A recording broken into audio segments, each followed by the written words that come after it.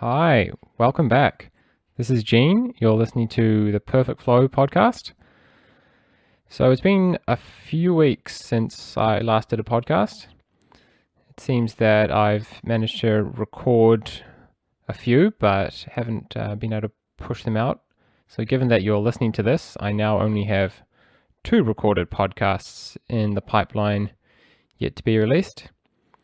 It seems that I like to be overcommitted, even though one would think that once you're your own boss, you have the time to do all the things you wanted to do, and I guess I am doing the things I wanted to do, but it never seems that I'm out to do the things I initially set out to do. That being release a podcast every 2 weeks. So it's been a little while. And some other news, I've been doing a live stream most Fridays. I've missed one because I was traveling at 6 p.m. And that's an hour where I update to those people who want to tune in, the training I've been doing, anything I've learned over the past week. And we get some Q&A kind of stuff going. And it's been fun. Those that have tuned in have really appreciated it. And I've met some new people, and that's been really cool. So do join in. That's through Facebook. You can find the Perfect Flow Facebook page. It's a small but quite enjoyable community. So join in there and you'll get my more spontaneous stuff as opposed to the supposedly more thoughtful stuff on genebeveridge.nz. In other news, the yoga has continued. That's been really good for improving my range of motion. I've noticed that my patella tracking problem has kind of gone away. So I used to get a pain along the lateral, that's the outside of my patella, especially if I'm sitting too much. So the fact that that has gone away indicates to me that my quads, specifically rect fem, that's the central kind of most superficial of your quadriceps that helps lift your knee up, is getting a bit more motion into it. That has always been the tight one for me. And there's obviously a lot of fascial stuff going on because it does seem to pull. Once you release it, I can feel less tension around the outside of my knee. So I'm really pushing into that more. And also my hamstrings have released quite a lot doing yoga. And it doesn't seem that it's the amount of time that I stay in the stretch for. I've tended to be replacing my static stretching with yoga. And I'm definitely not spending more time stretching my hamstrings. But I'm getting a better combination of stretches, it seems. And there's also the breathing of yoga that is perhaps helping. It's really hard to know why I've struggled to make progress in that area for so long. And now suddenly doing this yoga, boom, we're away. So that's really cool.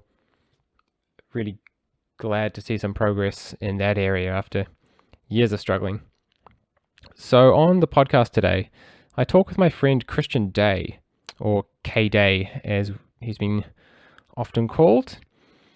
Kristian is a keen runner. He's pretty good. He's no international superstar. And in hindsight, I think that's why this podcast is quite good.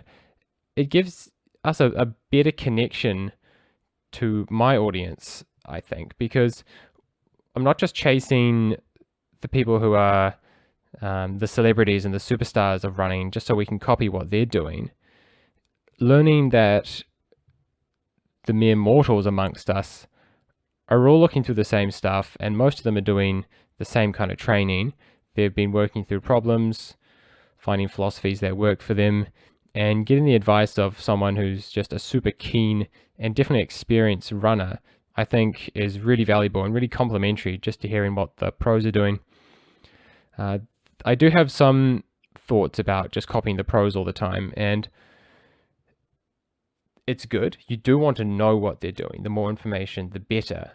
But the reason why they've got to where they have got is a combination of everything. It's good genetics, it's discipline, it's just good health accumulating over years, it's less distractions, all sorts of things that we kind of choose and kind of don't choose. Some of them we definitely don't choose. Some people would say that you choose your job and therefore you're intentionally choosing to not be a professional athlete, but in reality there are so many factors that getting a job is overdetermined. We don't all have the luxury of just moseying around the trails all our life to become a trail running superstar. So it's really cool to see that someone who's just a normal dude is going through all the same processes as everyone else who takes their running seriously. So in this podcast, we talk about fermenting foods, which has been a hobby of both of ours, Kristian's background in running and his move to Wellington to run with Wellington Scottish, which is a great club down there because of their performance, but really because of the community that they've built. And it's really cool to hear how much Wellington Scottish is thriving at the moment. We talk about his early influences into running and the advice that he's held on to, the advice that he's thrown out. That's all really cool tips in there. And the big hook of trail running, what's so contagious about this trail running buzz, and how does that differ to other running disciplines, and what should we make of this whole thing? And also some more tips and tidbits that we've just observed and things that just came to the front of our mind as we were talking. So it's a pretty short podcast for me, probably an unnecessarily long introduction given the length of it, but I think it's enjoyable, and I do hope to do more of these more casual ones. So I hope you enjoy it, and I bring you Kristian Day. Okay, Day. G'day. Welcome to the podcast. Thank you. I'm very excited. Yeah, this will be interesting. How's the kombucha? It's shit. It's shit. It's absolutely shit. So we would have offered you some before. It tastes like vinegar. Yeah, so you did push it too far. Yeah, Ruby pushed it too far. It tastes like absolute crap. So I think it's been brewed too long. Potentially too much sugar in the initial mix, and it's just come out tasting like vinegar. Yeah. I had some friends who were keen to try it, and they were worried it wouldn't be strong enough. But oh no, it was. Oh no, it's strong. Yeah, it was definitely strong enough. I think I was just lazy actually, and left it for 2 weeks longer than it left the original mix for 2 weeks longer, and so it just brewed for too long.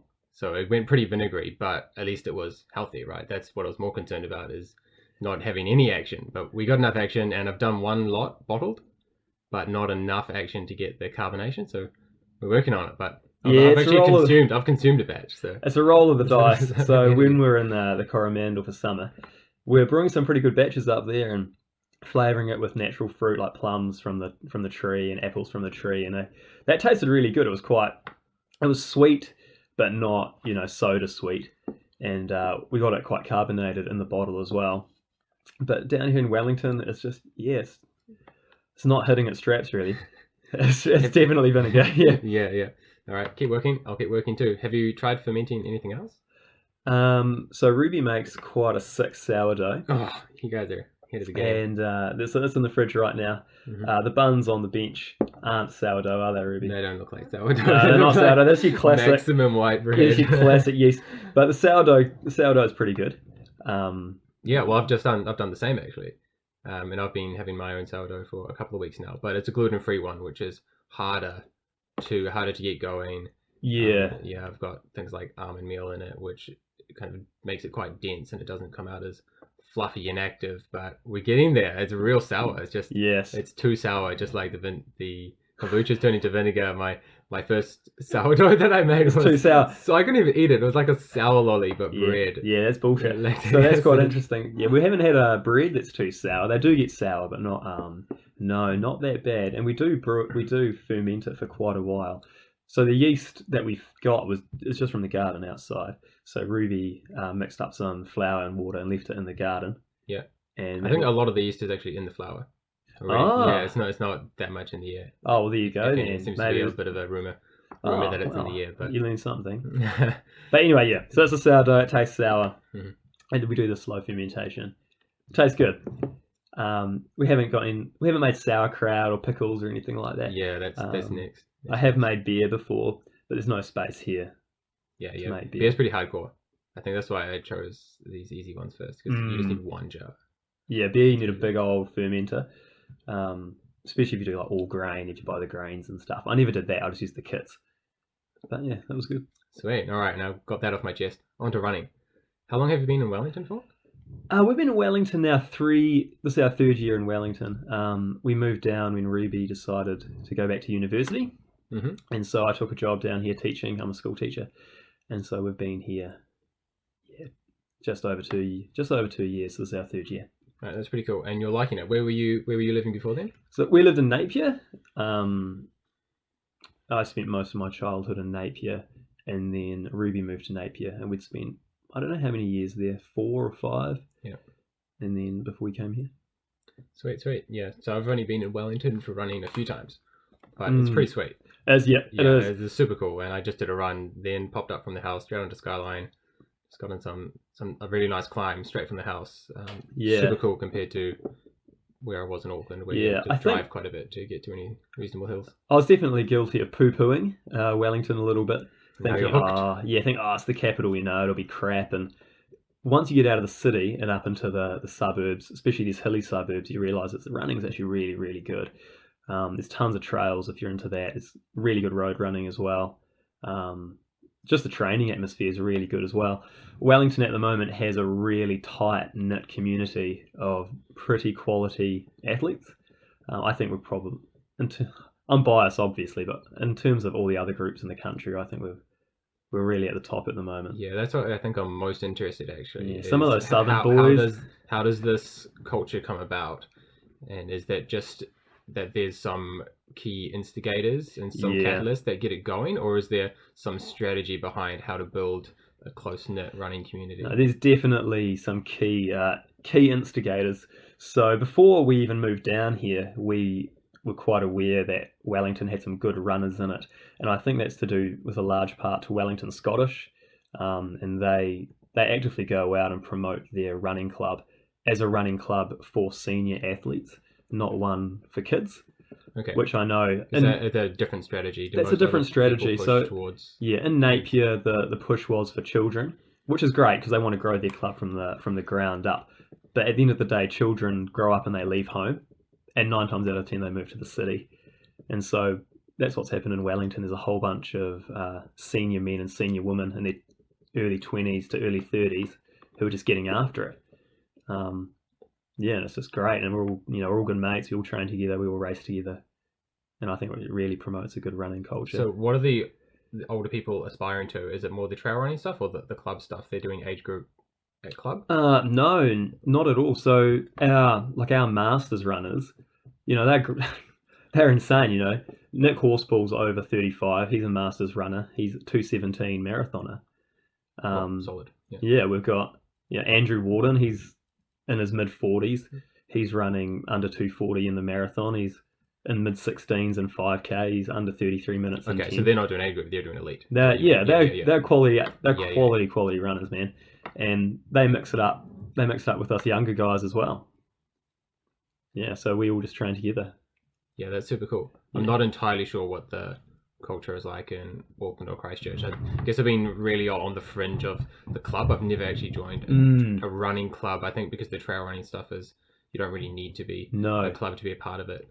But you started more with the trail running also, and then moved across into joining a running club. Is that right? Or, that's correct. So when I started running, it was pretty much all on the road. So I just ran on the road. That was my gateway into the sport. And then, just ran on the road for around 6 months, and then got a bad injury on my leg. This was back in 2009, 2010.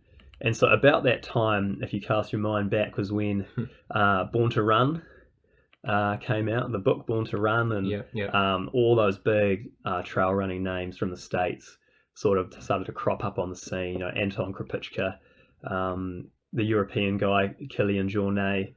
Those guys were just, getting really, really, really, really big. And Born to Run, the book as well, really promoted those guys, and Scott Jurek and the barefoot running, and the Indians in Mexico. And so being 19 years old and really impressionable, I thought, that's the one for me. So I decided road running was the reason I got injured, and not just the fact that I was probably running too hard. And so okay, so I think I see where you're going. You moved across to trail. Yeah, moved across to trail running. Really common. Yeah, moved across to trail running from road running because road running was the devil and Nike was the devil. And if you wore those shoes, if you wore those shoes, you get injured. And so tossed them away. Wore Innovates first, and then spent a couple of years wearing nothing but Vibram 5 fingers. Quite a few people have gone there. I'd be really interested to chase them all up now and see how many of them are still in 5 fingers. I'd be very surprised if many. I don't know. I don't think many would be. I think if you're trying to push yourself, like push your body to the limit, then you almost need a crutch, as bad as that sounds. Like you kind of need a shoe. It is providing additional challenge. Yeah, and it is. They definitely didn't say that wasn't the case, but it was definitely a push that was actually the optimum point, was to be pushing that particular stress as far as they were. Yeah, and I mean, I used to buy into. I don't buy that for a second now. Mm-hmm. I think if you want to be the best runner you can be, you kind of need to take all the help you can get. And if that help for you is a stability or cushion shoe, then that's the help you need. Or if that for you is running on dirt roads versus tarmac, then that's what you need. And I think you've got to shop around really and find out what lets you do what you got to do. A lot of the problems that people thought they'd solved with the lightweight shoes were a problem in the context of their body at that time. Yeah. So perhaps there was a root cause, there was some muscle tightness or something that wasn't addressed, and this helped them improve their running technique so that they changed the context of their movement. Well, lots of things. It's very complex, but it's hard to keep staying as confident in that view, I think, given how many people are no longer running in 5 fingers compared to like 10 years ago. Yeah, I think that's definitely the case. Like, it took a couple of years to come around to it, but eventually I realised actually, the 5 fingers weren't making me less injured. They weren't making me a better runner. Mm-hmm. If anything, they were holding me back because I'd reach a certain limit, and then I used to get really bad shins, and my shins would get sore. And then one day I just threw on a pair of Nike Pegasus, and the rest is history really. I haven't had a serious injury since for about 4 or 5 years now. Still get niggles and things, most runners do, but nothing like that anymore. That's pretty cool that you found a solution, and it's worth pointing out, just in case there are still young, impressionable listeners, that we don't want to push them in one direction. No, they need to find what works for them. It's not going to be what works for the person. No, and then Nike's next version of Pegasus might be shit, and I might have to go shop for something else. Yeah. You just got to take what works for you at the time. Yeah, and you can definitely see brands like Hoka that have come out with something new now have quite a range of shoes that deviate from their initial philosophy. Yeah, totally. They had something that was very unique and had no other crossover with other shoes in the market. Yeah. And now you can find people at the gym wearing Hokas that look more like Nike Frees. Yeah. So, I mean, they've just come out with a racing flat that's got a carbon plate in it. True. Like the Nike 4%ers, yeah. So and maybe it's whatever works. Yeah, so I mean, that's totally against what they were originally were. They were like, they were another brand that sort of poo-pooed the main shoe companies, weren't they? Yeah. But yeah, now they've got a racing flat with a carbon plate, which is interesting. And yeah, people are wearing it, so good on them. Cool. So I didn't actually know that you were initially into road running. I thought it was definitely more of a trail to road transition, but so you have gone kind of full circle. Well, what's the focus now that you're back on running? Is this the longer term vision playing out, or are you just following what you enjoy? Yeah, so I got back into road running. I can't remember why. I think I was still doing a lot of trail runs and a few ultra runs. And then I joined the Harrier Club in Hawke's Bay and just found it, it was something new and something exciting. Cross country was exciting. The road racing was exciting. And it's just slowly morphed from there. And then I decided I wanted to do a marathon, and I set myself this goal of running under 2.5 hours in the marathon. I still haven't achieved the goal, so that's why I'm still... 2:35? No, I'm 2:30. 2:30 now. Okay. And 18 seconds. Oh. Yeah, so I'm trying again. I'm trying again this year. And then after that, I don't know, maybe once I tick that goal off, it'll be something else. But that's what I've been focused on the last couple of years anyway, whittling that marathon time down to... Yeah. How many marathons have you done now? 7, right? Maybe. I'd have to count on my fingers. What did you come down from? And have they met your expectations of your fitness at the time? Some have and some haven't. So my first was Wellington. I ran 2:58 in Wellington, and that I was actually really surprised with that. I thought that was a really good run for me at the time. And then the next one, I don't know. The next one I finished anyway. I thought I'd run about 2:45, and I absolutely hit the wall and ran 2:50. Yeah. Then the next one, I ran really well and ran 2:42, and then I think the next one I dropped out. Then the next one I ran 2:37, 2:35, 2:33, 2:30. Cool. So I've just been whittling it down. Yeah, that's really nice. And you're going to keep pushing that just under that barrier, and then you'll have a rethink maybe. Have a rethink. Yeah. I mean, it's hard. There's a whole load of dudes that I run with that are all running under 2:20. Yeah. And so it makes you think, well, maybe I can run under 2:20 as well. Yeah. So I don't know. Break 2:30 first, and then see what happens. What do you think the difference between you and a 2:25 is? What would you have to shake up? Probably, I think just doing more of the same actually. Okay. Helps in the long run. It's just another cycle of big mileage, another cycle of hard workouts. So you feel like each cycle is taking a minute and a half or 2 minutes off? I think so. Like if I compare the training I'm doing now to the training I was doing when I ran 2:50, not a lot's different. Okay, same structure. Same structure. Workouts are the same. Yep. They're just faster. Volume has gone up a little bit, 20 or 30 Ks a week. Yeah. But for the most part, it's the same. Oh yeah, that's interesting. And what have been those key sessions over these years? So, Craig Kirk was my coach, and so he's pretty.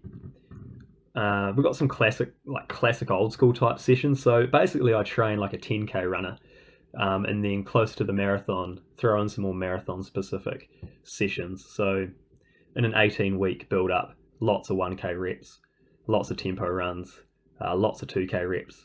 And then the closer to the race we get, a lot more longer grinding sessions. So, 36K, the first 20 maybe at 4-minute Ks. Okay. Then the last 16 at 3:30s. Okay. Stuff like that. So or trying to get that marathon pace on tired legs. Yeah, marathon pace on tired legs. Or midweek, 4 lots of 5K at marathon pace with a 1K recovery jog in the middle. Stuff like that. Yeah. And that's that marathon pace is the planned marathon pace, and you feel that doing that closer to race day helps dial in your mind and body into what it should feel like at that pace? Or is there is it more of a mental thing or a physical thing, you think, doing those? I think it's more of a physical thing, because marathon pace isn't that fast really, and so mentally it's not too hard. It's doing it on tired legs and getting the body used to running that pace for a long period of time. And how long is the longest session you're doing in duration wise, time wise? 2.5 hours. 2.5 hours. With seems to be quite a common cap. Yeah. Anything longer than that, man, and you just smashed. Like you can absolutely root yourself. You're writing off the next few days. Yeah, you're writing it off. So if that session's on a Sunday, I'd want to be back doing another workout by Wednesday, really. So if you're out there running 50 or 60K, there's no way. No way. Not if you're running it fast. Yeah. If you're just jogging it, if you're going out and jogging 50K in 4 hours, fine. But if you're wanting to run 36K at 350 average, then nah. Yeah, that's cool. Are you doing strength stuff also? Over summer, I definitely did quite a bit of strength stuff, but I'm a shocker. Once the mileage comes up, I just get too tired. Yeah. Too tired, really, So I have all the best intentions, and then just don't do it. Do you feel that if you pushed your running mileage up, you would cross some sort of injury threshold, or is it the fatigue that's keeping the mileage where it's at? It's a bit of everything, really. So, because those two things could be the same. Yeah. First, it's time as well. Yeah. I do have a full-time job, so finding the time is the first barrier, and then the second is probably more the fatigue. Eventually, it just gets it's not fun anymore. So when you're just shuffling around because you're so fucked. That's no fun. So I don't worry so much about injuries as much anymore. I normally just get tired. Yeah, well, that's a good place to be. Sore, yeah. I still feel like I'm so grateful when I've got to the stage that I'm tired, because it means I've managed to do enough training without getting injured. So that is the optimum point, is where you're just sitting on that balance between fatigue and freshness, and keeping as much training happening as possible. And that's it, man. It's just doing as much as you can, really, without it turning to complete custard. Yeah, thinking back to some of your older stuff, you did some pretty solid runs, I think, when you were younger. It was probably less structured and more for fun. Yeah. You did some quite long stuff. What was the youngest you were when you did some of those kind of ultras for training stuff? I think I was about 19 when I did a Tarawera 100k the first time. Yeah. And I guess I ran all right on that. It's funny. I think a lot of people do these races the first time and they're quite naive, and they almost bluff their way through it. So I was completely unstructured with my training. I used to go and do, a marathon on the trails on a Saturday morning, and then back it up with another 30k on Sunday, and that was almost it for the week. And then, I might do 10 on Wednesday, and then, maybe 12 on Thursday and stuff. But at the time that came through for me on race day, and I ran really well. And then the next year, when I decided I'd do better, I actually ran worse because I probably overthought it and overcooked the training and stuff like that. Right. So you've done that 100k twice. Done the 100k twice, yep. And what's the next longest? I've done the Kepler Challenge. Oh yeah. I've entered it 5 times. Finished it 4 times. Yeah. So that's 60, isn't it? So that's 60k. So I've done that. I've done the Old Ghost, which is 85. Okay. Yeah. Yeah. Sweet. So you've definitely got confidence in that area. You might return to it. I said I'd go back and do the Kepler. I said I'd do the Kepler if I broke 230 this year. Yep. So if I break 230, I'll go do Kepler. How old were you when you came to Auckland and did the Hillary Trail, just for training? I don't know. 21. Okay, you're a little bit older. 21, 20. Yeah. It was so long ago. Okay, now. Yeah. So you had already done 100k. Yep, I think. Okay. Yeah, I had a hunch that might have been your longest run at the time, but obviously not. Oh, look, I don't know, man. You'd have to go back and have a look. I'm pretty sure I'd done Tarawera first. Yeah. That's pretty solid. Thanks. Yeah, that's pretty cool. I think I was definitely feeling, when I was that age, looking at these longer runs, wasn't really quite sure what to make of it, and didn't quite realize it was such a big thing. There were so many people who were pretty keen on it. I wasn't really sure what to make of it, actually. There was some parts of me felt like it was more of a whole lot of hype about not so serious runners just doing kind of long distances for the kick. It's funny that you say that, because at the time I took it very seriously, but I mean this is probably going to come across a bit arrogant and a bit assholey, but definitely looking back on it now, man, it's not that difficult to go and run 70k if you're jogging. I don't know. That's going to divide a few people, because obviously, for some people, it's like, well, fuck you, Kristian. It's quite hard. Just because you're fit. Just because you're fit. But man, it's so much harder to go out and train your ass off, for a marathon, and miss your goal by less than a minute than it is to go out and mince around the trails for 100k. Yeah, and I think I tend to almost not speak my mind on that for the risk of sounding like... Yeah, that's why I'm here. But full of myself. That's why I'm here to sound like an asshole. The way I look at it is, how long would it take us right now to go out and run 100k? Well, it would probably take us about however many hours it takes us to do it. Right? If the standard is just completing it, then we could probably do it right now. Go out and do it. But how long would it take us to do a 2:30 marathon? Well, maybe a year. Yeah. So one takes us, kind of a matter of hours, and one takes us maybe some years of training. So that's one way to look at it. But there's definitely something. At first, I didn't appreciate that there could be something else worth getting into it for. But there does seem to be this huge sense of accomplishment that comes from starting something. If the goal is just to finish something that you don't know you can finish, and I think that's what I've learned to appreciate over the years. Definitely, these people are everyone that's starting a race, not knowing how the day will pan out, and know that they will have to overcome something that they're not so familiar with out there. That's a big part. I think that's where this kind of breakthrough feeling of holy moly, I can do this. This is incredible, and then they're kind of hooked. Yeah, it's incredibly rewarding, and it's a different type of rewarding. I don't want to take anything away from those guys and girls who go out there and they're really challenging themselves, and they're doing it to finish, and that's great for them. The other example is picking like an athletic sprinter or something. Yeah, like if we should be giving super high amounts of credit for someone to do a really long race, do we give someone who's doing a really short race less credit? I don't know, probably not. Like, you can finish a 100-meter sprint, but it's the amount of energy that goes into being your best. That's it. Yeah, it's that training process. Yeah. But so there's something extra to celebrate, I think, with these super long races that really makes them stand out from just these shorter races that are more of an athletic. Athletic kind of background. But I mean, that's the divide in the running community as well, because even in marathoning, lots of people train just to finish.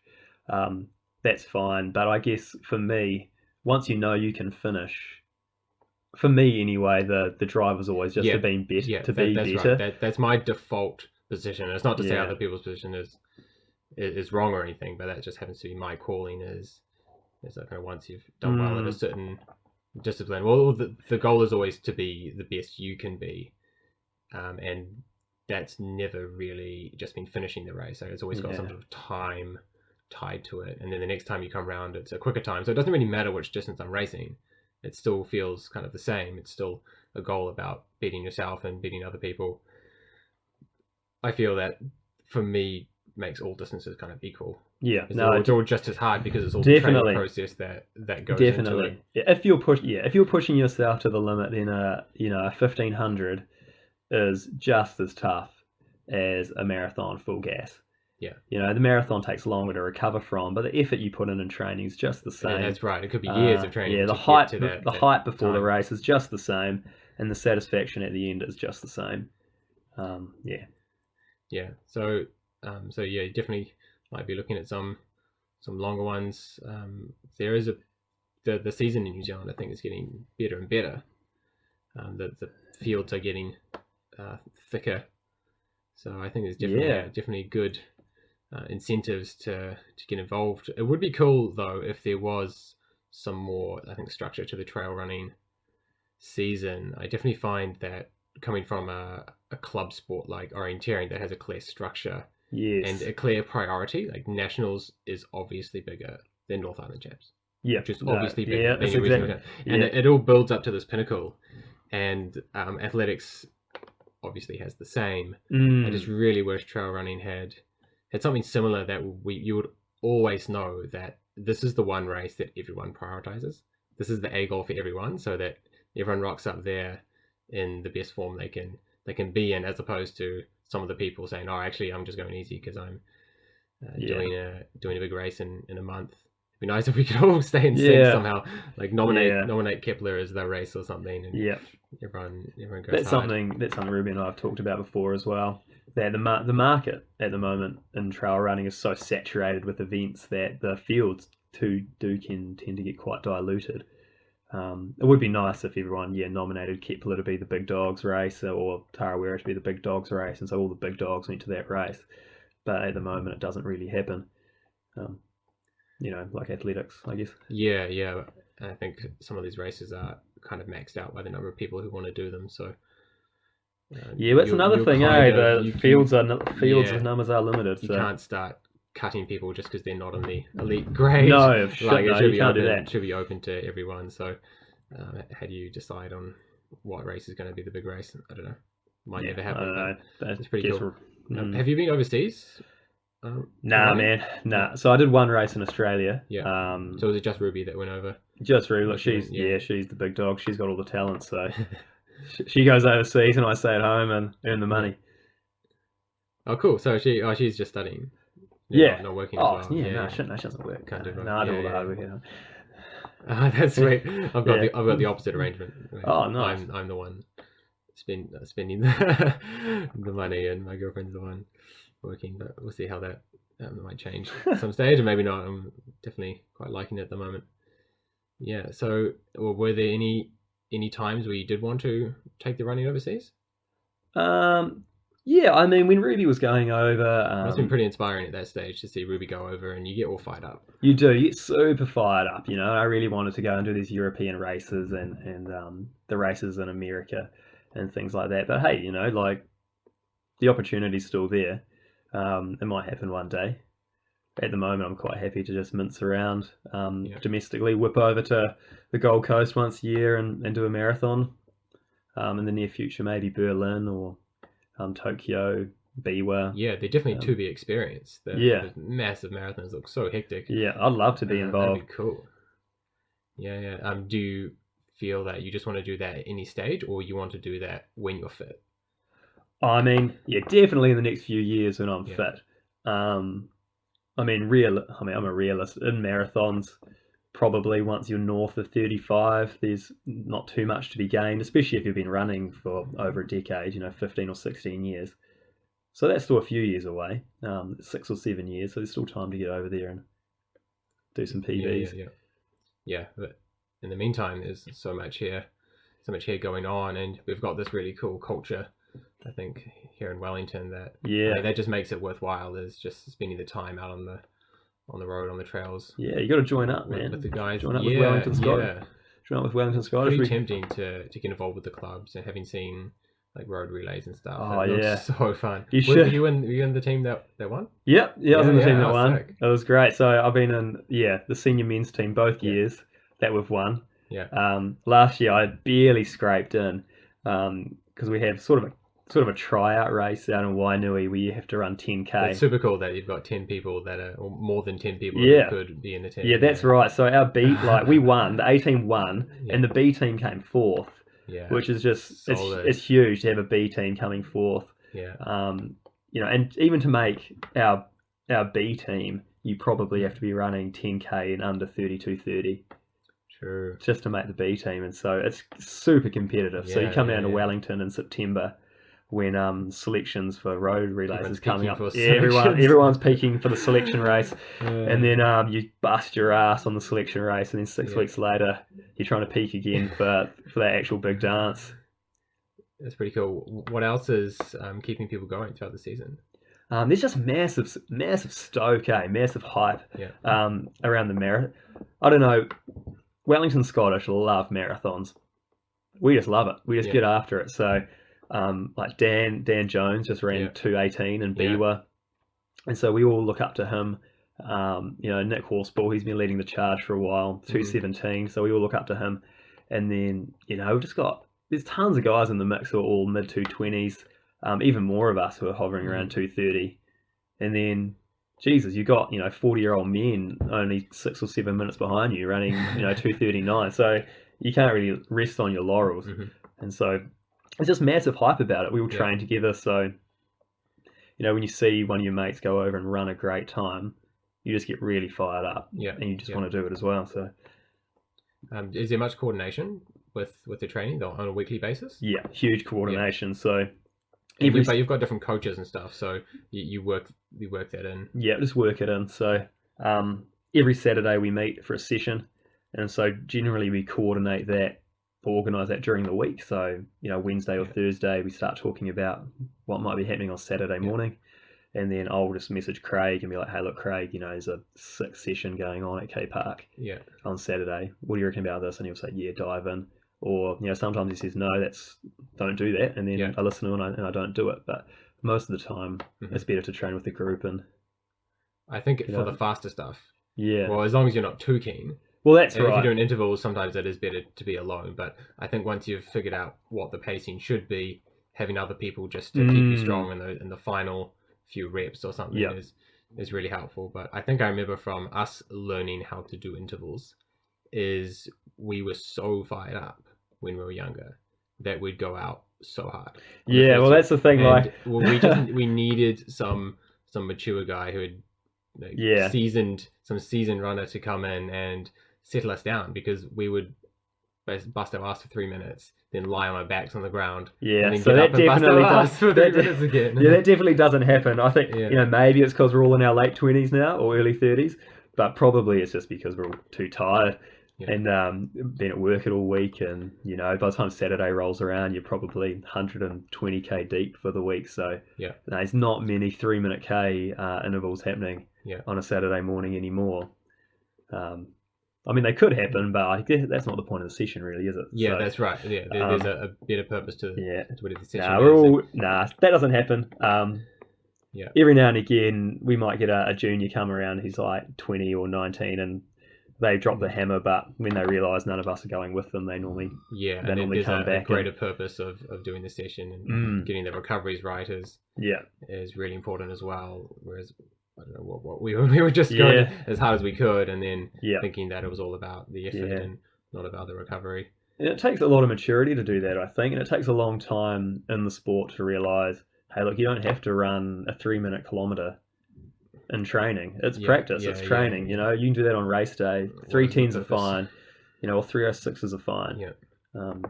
You don't have to. But I mean, if your 5k pace is 3-minute Ks, you don't really need to be running any faster than that very often. Why would you run faster than you race? I don't think it's going to make you, at least as far as VO2 max is concerned, you're probably still training at VO2 max as well. Yeah, just crushing your body. One of them is just adding additional fatigue on top of the session, and being able to tone it back and still have space for some more volume at the end of the week. Might be a better thing. Maybe a better thing overall. What else do you guys have on a weekly basis? So the senior men and the masters men generally, and Ruby, when she's fit, she joins in as well. We generally meet up on a Sunday for a long run. Pretty casual.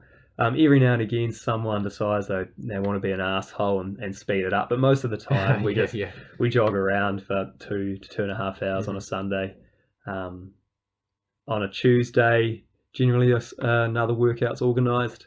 In winter, it's down on the waterfront. That's the only place there's light. In the evenings at winter time. In the summer, like at the moment, most Tuesdays we're doing our own thing. So I work out alone on a Tuesday. But once it gets dark, I'll try and join a group. There's always something going on. Have you had many young people who have got involved and have then slipped away? And is there any insight into what was there some kind of holding factor that was missing there? Or is it mainly older guys? You did say earlier that there was a bit of an emphasis on getting the older guys in there, but it's always interesting to see how super talented runners do or don't get engaged, and what are the factors. I don't know. I guess it is.